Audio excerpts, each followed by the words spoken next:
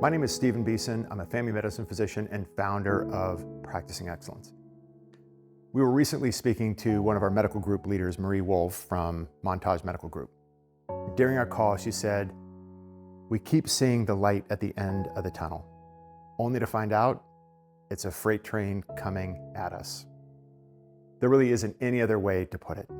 It has been wave after wave, with each nadir being greeted with the hope of returning to our usual way of living and working, only to realize that the light that we see is indeed that freight train. Now, we have so many of our colleagues and teammates that are out on top of the pre-existing staffing shortage, leaving the ranks of the healthcare workforce totally depleted. It's hard to be hopeful at this moment. The phrase, "It kind of sucks right now," is courtesy of an amazing family medicine physician, Dr. Katie Bumstead from Providence Medical Group. We can think of no better and appropriate label to place these reflections. In the spirit of "it kind of sucks right now," I wanted to share what we are hearing as we partner with care systems and groups from across the country. So here are the highlights and the patterns of the voice of both leaders, those supporting care, and those at the front line. Here you go. Here's what we're hearing. "I am planning to cut back on my hours so I can restore some balance in my life. I'm not sure I can continue in this work. I have never been so exhausted. I am numb. I just go through the day in survival mode. There isn't anything I look forward to anymore. I have no idea what to say to my team. My compassion is gone, and other feelings emerge when caring for the unvaccinated sick patients. And to be totally honest, I don't even want to share what I'm thinking." So these are the voices of "this kind of sucks right now." What do we do with this? Nobody can pretend to know how to manage the freight train barreling down the tunnel. But I want to share a few other reflections that we've heard in response to the ever-running trauma of today's healthcare workers. Here are other stories that we've heard.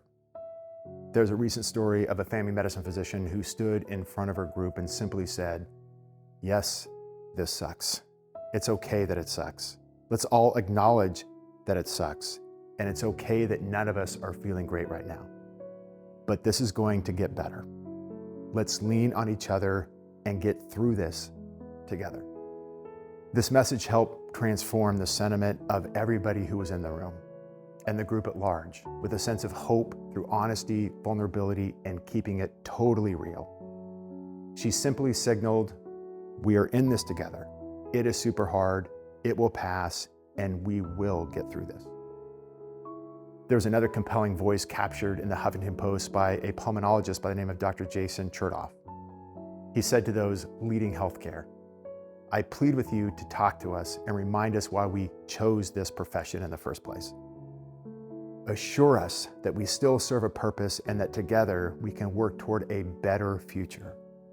All this takes is inspired and motivated leaders willing to connect on a humanistic level with a disgruntled and exhausted frontline healthcare worker. This small investment of our leaders' time will help to restore our community's morale, which will most assuredly lead to countless downstream benefits as our nation strives to recover. In healthcare, we need purpose, we need meaning, we need support, we need honor, we need respect, we need safety, we need appreciation for the work that we do. We need to know our work is making an impact, and we have the help we need to provide care in a place of unified purpose that lifts each other during these extremely hard times.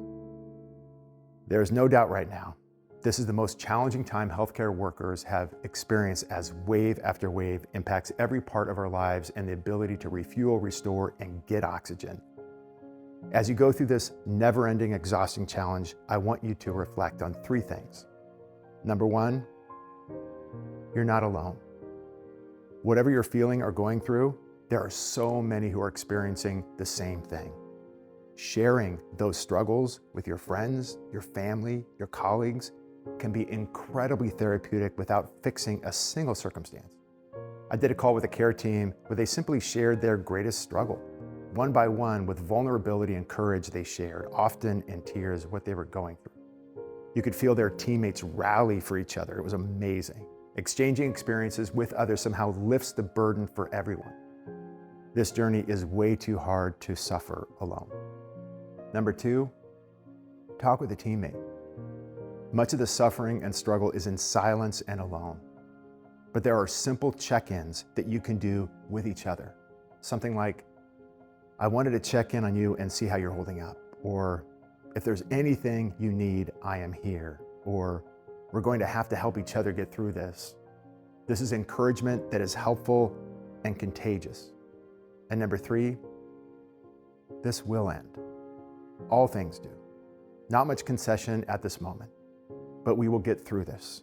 In the meantime, lean on each other. Look for those around you who want to help you. And remember, you don't have to press on in isolation. So here is your things really kind of suck right now challenge. Find someone to lift and encourage. Tell us what happened for them and for you. Thanks, hang in there, and good luck.